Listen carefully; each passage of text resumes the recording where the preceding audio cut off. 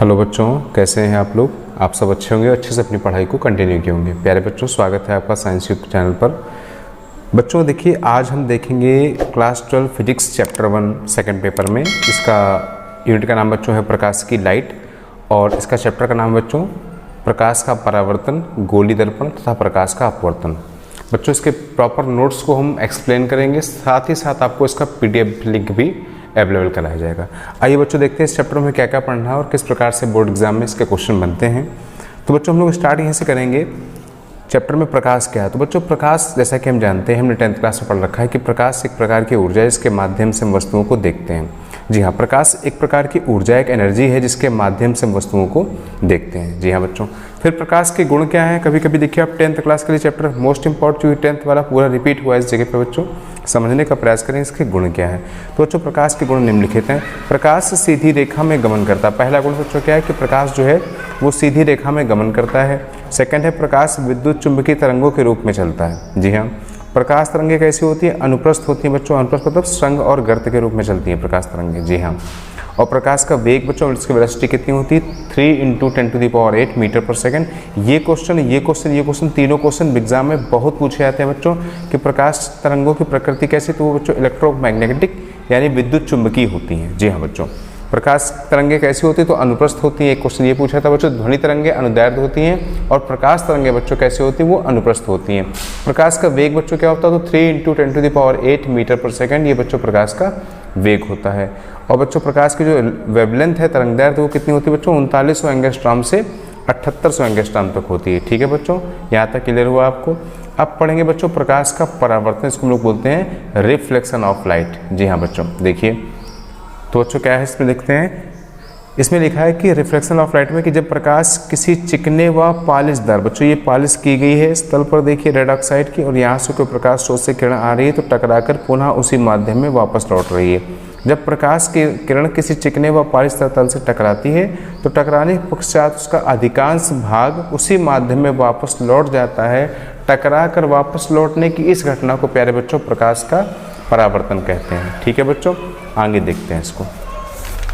जी हाँ, ये देखिए प्रकाश के परावर्तन के बाद जानेंगे प्रकाश के परावर्तन के बच्चों नियम क्या है। तो बच्चों इसमें नियम ये है कि जो आपतित किरण मतलब जो किरण आने वाली है, तथा परावर्तित किरण जो टकरा कर वापस जाने वाली है, तथा आपतन बिंदु जिस पर तीनों मिल रहे हैं, ये तीनों एक ही तल में एक ही प्लेनर होते हैं, को प्लेनर बच्चों होते हैं।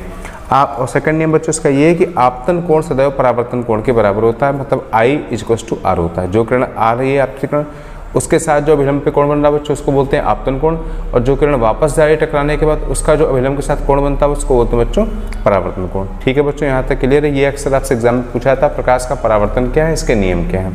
आइए बच्चों आगे देखते हैं। आगे लिखा है गोलीय दर्पण। तो बच्चों गोलीय दर्पण कांच के खोखले गोले का कटा हुआ भाग होता है। इसके एक तल पर रेड ऑक्साइड या पानी की कली कर दी जाती है बच्चों। ये बच्चों 2 प्रकार का होता है, ये भी आपने पढ़ रखा है। कौन कौन सा बच्चों, एक है आपका अवतल दर्पण, वह दर्पण जिसमें बच्चों अवतल यानी इसका जो परावर्तक तल होता है बच्चों वो दबे हुए तल से होता है।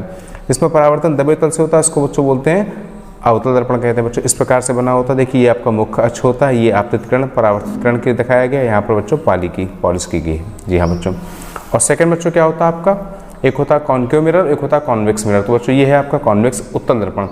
इसमें बच्चों क्या होता है कि जो परावर्तन होता है वो उभरे हुए तल से होता है, मतलब इस प्रकार इस साइड पालिश की जाती है, इस प्रकार से मतलब किरण अगर आएगी मुख्य अक्ष के समांतर यहाँ टकराएगी और यहाँ से टकराकर ऐसे वापस जाएगी। इसको बच्चों बोलते हैं हम लोग उत्तल दर्पण। तो 2 प्रकार दर्पण पढ़ लिए हमने, उत्तल और अवतल दर्पण। बच्चों एक क्वेश्चन आता है कि दर्पण की वक्रता, त्रिज्या और फोकस दूरी में संबंध क्या होता है। तो बच्चों दर्पण के ध्रुव से मुख्य फोकस तक की दूरी को प्यारे बच्चे फोकस दूरी कहते हैं। ठीक है, इसमें लिखा है दर्पण की फोकस दूरी उसकी वक्रता त्रिज्या की आधी होती है। जी हाँ, जिस गोले का केंद्र बच्चों होता है, केंद्र से लेकर ध्रुव तक की दूरी को हम लोग बच्चों क्या बोलते हैं, त्रिज्या बोलते हैं। तो F = R/2 इसके न्यूमेरिकल हमें काफ़ी करने होते हैं। आगे बच्चों से पूछा गया, देखिए आगे जो हम चैप्टर को लिखेंगे बच्चों आप इसको नोट भी कर सकते हैं साथ ही साथ, और इसका PDF लिंक भी आपको बच्चों प्राप्त हो जाएगा।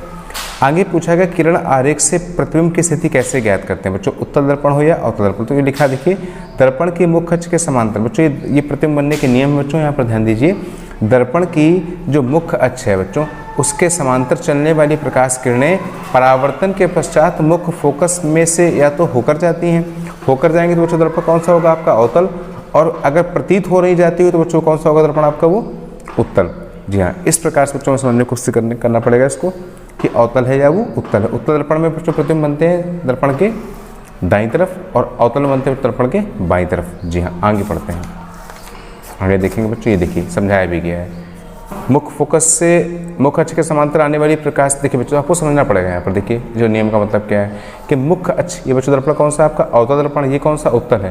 देखिए बच्चों ये मुख्य अक्ष है, मुख्य अक्ष के समांतर चलने वाली प्रकाश की किरण देखिए टकरा कर मुख्य फोकस एफ से, दिख रहा है आपको, ये एफ पॉइंट से होकर जा रही है। तो ये होकर जा रही है। इसमें देखिए बच्चों ऐसे गई किरण, चूंकि परावर्तक तल इसका उभरा हुआ है और टकरा के ये चली गई इस प्रकार से, लेकिन इधर तो कुछ मिलेगा नहीं हमें किरण, ना इधर कुछ मिलने वाला है, तो हम लोग उसको पीछे ले आते हैं।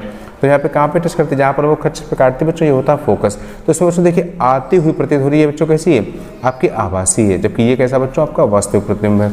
आगे देखिए सेकंड बच्चों नियम क्या है प्रतिबिंब बनने का, मुख्य फोकस में से होकर जाने वाली अवतल दर्पण में या मुख्य फोकस की ओर जाने वाली उत्तल दर्पण में किरणें दर्पण से परावर्तन के पश्चात मुख्य अक्ष के समांतर हो जाती हैं बच्चों। देखिए बच्चों अगर किरण इससे गई ऐसे मुख्य फोकस से, तो ये टकराने के बाद में जो मुख्य अक्ष इसके समांतर हो जाती है।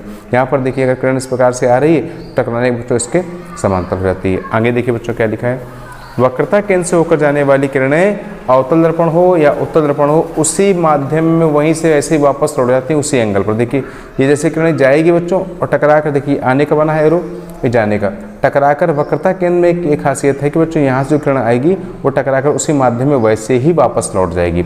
ठीक है प्यारे बच्चों, ये प्रतिबिंब बनने के 3 नियम थे दर्पण के। आगे देखते हैं बच्चों अवतल दर्पण द्वारा प्रतिबिंब का बनना कैसे होता है। देखिए बच्चों बहुत इंपॉर्टेंट है।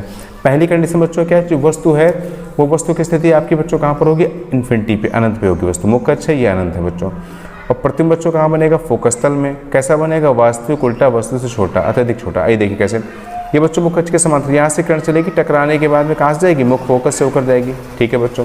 इसके बाद देखिए सेकंड किरण मैंने ऐसे निकाल दी, यहाँ से ये भी टकरा कहाँ से जाएगी, फोकस से। तो जहाँ पे टकराएगा, जहाँ पे दोनों बिंदु प्रतिच्छेद करेंगे बच्चों, वहाँ पर क्या बन जाएगा, इमेज बन जाएगा। कैसा लिखा है देखो, वास्तविक उल्टा और वस्तु छोटा। दर्पण के बाईं ओर बन रहा है बच्चों ये, और कैसा बन रहा है, वास्तविक और उल्टा बन रहा है, और कैसा बन रहा है, वस्तु से अत्यंत छोटा बन रहा है। ठीक है। सेकंड स्थिति बच्चों क्या है, अब वस्तु की स्थिति को मैंने चेंज किया है, अनंत से और वक्रता केंद्र के बीच में लेके आए हैं, मतलब कहीं ना कहीं हम लोग मुख्य अक्ष पर इसको लेकर के आए हैं। और प्रतिबिंब कहाँ बनेगा बच्चों, फोकस और वक्रता केंद्र के बीच बनेगा। आप देखिए ध्यान से, ये देखिए मुख्य अक्ष पे आ गई वस्तु, अनंत और वक्रता केंद्र के बीच में स्थिति है। ये किरण ऐसे गई टकरा करके, फोकस से होकर गई। सेकंड किरण बच्चों हम लोगों ने कैसे की, देखो ये ऐसे आई फोकस से, और फोकस से जाने वाली किरण दर्पण से परावर्तन के पश्चात मुख्य अक्ष के समांतर हो जाती है। तो जहाँ पर दोनों किरणें बच्चों प्रतिच्छेदित कर रही हैं, जी हाँ इस प्रकार से देखिए ये और ये, उस जगह बनेगा प्रतिबिंब। कैसा बनेगा, वास्तविक उल्टा वस्तु से छोटा। तो बच्चों 2 प्रकार के बन गए। थर्ड में क्या है कि वस्तु की स्थिति को वक्रता केंद्र पर, आपको पता है वक्रता केंद्र से किरण वैसे ही वापस ले आती है, प्रतिबिंब की स्थिति वक्रता केंद्र पर बन जाएगी। देखिए कैसे, आओ समझते हैं बच्चों इसको। ये देखिए वक्रता केंद्र पर रखी है वस्तु, दिख रहा है आपको, और वक्रता केंद्र पर वस्तु रखी, टकरा कर किरण ऐसे आई, यो टकरा गई, और सामने में चलने वाली किरण मुख्य अक्ष के समांतर टकरा कर ये फोकस से गई। तो देखिए दोनों प्रतिच्छेद कहाँ पे हो रही है, यहाँ पर। तो जैसा वक्रता केंद्र पे था वैसे नीचे वास्तविक उल्टा उसी वस्तु के बराबर, प्रतिबिंब इसका वस्तु के बराबर होगा, वास्तविक और उल्टा बनेगा। ठीक है बच्चों। आगे देखिए आपकी वस्तु कहाँ रखी, वक्रता केंद्र और फोकस के बीच में रखी है, और अनंत के बीच में रखी है। देखिए किस प्रकार से बनेगा। तो बच्चों इसको आप लोग आसानी से नोट कर लीजिए। देखिए ये आपने पढ़ रखा है, फोकस पर अगर होगी स्थिति तो कैसे बनेगा, समांतर चल जाएगी किरणें तो कहाँ टकराएंगी, जहाँ पर, वहाँ पर हम लोग बनाएंगे इसका फिगर। देखिए बच्चों इस प्रकार से। और देखिए आगे, तो बनने वाले कुल प्रतिबिंब कितने बच्चों, इसमें 6 प्रतिबिंब बनने वाले हैं। जी हाँ 6 प्रतिबिंब यहाँ पर बच्चों बनने वाले हैं। समझने का प्रयास करेंगे हम इसको अच्छे से। और यहाँ पर वस्तु की स्थिति क्या है, मुख्य फोकस ध्रुव के बीच में, प्रतिबिंब दर्पण के पीछे। जब वस्तु बच्चों हम लोग ध्रुव और फोकस के एकदम बीचों बीच रख देंगे, दर्पण के बिल्कुल नज़दीक रख देंगे अवतल दर्पण में, तो इसका जो बच्चों प्रतिबिंब बनेगा वो बनेगा दर्पण के पीछे, और ये बनेगा आभासी सीधा। ये आपसे एग्जाम में अक्सर पूछा जाता है कि अवतल दर्पण में कौन सा प्रतिबिंब आभासी सीधा बनता है, तो बच्चों ये वाला प्रतिबिंब आपका आभासी और सीधा बन जाता है। जी हाँ। फिर बच्चों आएगा हमारा इसमें क्या, उत्तल दर्पण। तो उत्तल दर्पण में बच्चों 2 प्रतिबिंब बनते हैं। एक तो वस्तु अगर अनंत पर रखी है तो चलेगी किरणें टकरा करके जो चले जाएंगी, ऐसे चली जाएंगी बच्चों, फैल जाएंगी, अपसरित हो जाएंगी। तो बच्चों यहाँ पर इसको पीछे लेकर के आएंगे, जहाँ पे टच करेंगे वो हो जाएगा फोकस, और यहाँ पे बच्चों आपका प्रतिबिंब बन जाएगा। और सेकंड में वस्तु की स्थिति कहाँ होगी, अनंत और ध्रुव के बीच में होगी। ये बच्चों कैसे बनेंगे, आभासी और सीधे बन, चूँकि दर्पण के ये दाईं तरफ बन रहे हैं बच्चों। जी हाँ आगे देखेंगे हम लोग उसको। अब देखिए बच्चों, गोली दर्पण में UVF में संबंध क्या है? तो बच्चों हम लोग क्या पढ़ते हैं 1/V + 1/U = 1/F। U क्या बच्चों? वस्तु की दूरी है, ये हमेशा नेगेटिव दी जाती है। V क्या बच्चों? वस्तु की प्रतिबिंब की दूरी है। और F क्या बच्चों? फोकस दूरी। दर्पण की दूरी से फोकस तक की दूरी को बच्चों बोलते हैं फोकस दूरी। जी हाँ बच्चों। इसके बाद बच्चों पढ़ेंगे रेखीय आवर्धन क्या है? तो रेखीय आवर्धन वस्तु की लंबाई, प्रतिबिंब की लंबाई, वस्तु की लंबाई के अनुपात को बच्चों बोलते हैं रेखीय आवर्धन। M = होता है -V/U दर्पण के लिए, और लेंस के लिए होता है बच्चों M = +V/U। ठीक है बच्चों। जी हाँ, इस प्रकार देखिए अगर आवर्धन दिया गया है ऋणात्मक तो उसका बनेगा बच्चों फार्मूला M = F/F - U या 1 -V/F। ठीक है बच्चों। फिर हम जानेंगे प्रकाश के अपवर्तन को। तो अपवर्तन क्या है? जब प्रकाश किसी एक माध्यम से दूसरे माध्यम में प्रवेश करता है तो अपने मार्ग से विचलित हो जाता है। इस विचलन की घटना को बच्चों बोलते हैं प्रकाश का अपवर्तन। देखिए ये किरण है, इस प्रकार से ये आ रहा है तो ये विचलित। अब बच्चों यहाँ पर सघन और विरल माध्यम को समझना पड़ेगा, लेकिन उसके पहले जानेंगे अपवर्तन के नियम क्या है बच्चों। तो आपतित किरण आपतन बिंदु पर अभिलंब तथा अपवर्तित किरण तीनों बच्चों एक ही तल में होते हैं। ठीक है। जी हाँ, देखिए आपतित किरण, अपवर्तित किरण तथा आपतन बिंदु पर अभिलंब तीनों के तीनों बच्चों क्या है? कोप्लानर है, एक ही तल में बच्चों यहाँ पर ये हैं। ठीक है, आइए आगे बढ़ते हैं। और सेकंड नियम बच्चों इसको बोलते हैं स्नेल का नियम। ये पेपर में आपसे अक्सर पूछा जाता है कि आपतन कोण की जो ज्या है sin I तथा अपवर्तन कोण की ज्या sin R का अनुपात हमेशा एक कांस्टेंट होता है। इसको बच्चों बोलते हैं स्नेल का नियम बोलते हैं। अपवर्तनांक बच्चों पूछा है तो अपवर्तनांक बच्चों क्या होता है? दो माध्यमों में प्रकाश की चालों की तुलना करता है। कौन? अपवर्तनांक। फॉर्मूला क्या बच्चों? अपवर्तनांक है = C/V। एक बात यहाँ बच्चों ध्यान रखेंगे, लाल रंग का अपवर्तनांक सबसे कम होता है और बैगनी रंग का अपवर्तनांक सबसे अधिक होता है बच्चों। वायु के सापेक्ष अगर कांच का अपवर्तनांक निकालना तो ANG को लिखते हैं 1/GNA। ठीक है बच्चों। जी हाँ। और बच्चों ये बात फॉर्मूला आप याद कर, इसका न्यूमेरिकल पूछा था आपसे एग्जाम में। ANW यानी वायु के सापेक्ष जल का अपवर्तनांक, WNG यानी जल के सापेक्ष कांच का अपवर्तनांक, GNA मतलब कांच सापेक्ष वायु का अपवर्तनांक। इन तीनों का जो गुणनफल बच्चों होगा वो कितना आता है? 1 आता है। अब बच्चों वायु का अपवर्तनांक कितना होता है? 1.003। जल का अपवर्तनांक बच्चों 1.33। कांच का अपवर्तनांक, ये बच्चों कभी कभी बेसिक क्वेश्चन ऑब्जेक्टिव में MCQs में आते रहते हैं, आप इनको भी तैयार कर लीजिए। क्रांतिक कोण के बच्चों क्या है कि क्रांतिक कोण सघन माध्यम में बना वह आपतन कोण है जिसके लिए विरल माध्यम में अपवर्तन कोण 90 डिग्री होता है। बच्चों इसका फॉर्मूला क्या देखिए, N = 1/sin C, और C बच्चों यहाँ पर क्या है? क्रांतिक कोण है। जी हाँ बच्चों। आगे बच्चों लोग पढ़ेंगे पूर्ण आंतरिक परावर्तन। तो बच्चों पूर्ण आंतरिक परावर्तन में हीरे का चमकना एक घटना आ जाएगी, और प्रकाशित तंतु आपके चैप्टर सिलेबस में बच्चों शामिल है। तो हम जानेंगे प्रकाशित तंतु क्या है। पूर्ण आंतरिक परावर्तन घटना पर आधारित ऐसी डिवाइस है जिसकी सहायता से एक प्रकाश सिग्नल को एक स्थान से दूसरे स्थान तक बिना ऊर्जा ह्रास, बिना ऊर्जा की कमी के प्रेषित किया जा सकता है बच्चों। इसको बोलते हैं प्रकाशित तंतु, ऑप्टिकल फाइबर। तो बच्चों ये था आपका चैप्टर 1, और हम इसको अच्छे से पढ़ लेंगे। इसके प्रॉपर नोट्स भी बच्चों आपको मिल जाएंगे, आप इसको नोट भी कर सकते हैं, स्क्रीनशॉट भी बच्चों आप इसका ले सकते हैं, और इससे बेहतर नोट्स बनाएंगे आप एक एक करके बच्चों। सारे चैप्टर आपके फिजिक्स के खत्म किए जाएंगे। फिजिक्स चैप्टर 1 है बच्चों ये आपका। जी हाँ, उम्मीद करता हूँ बच्चों आपको समझ नहीं आ रही होंगी, जो भी प्रॉब्लम्स वो आप उसको बता सकते हैं। ठीक है बच्चों, थैंक यू।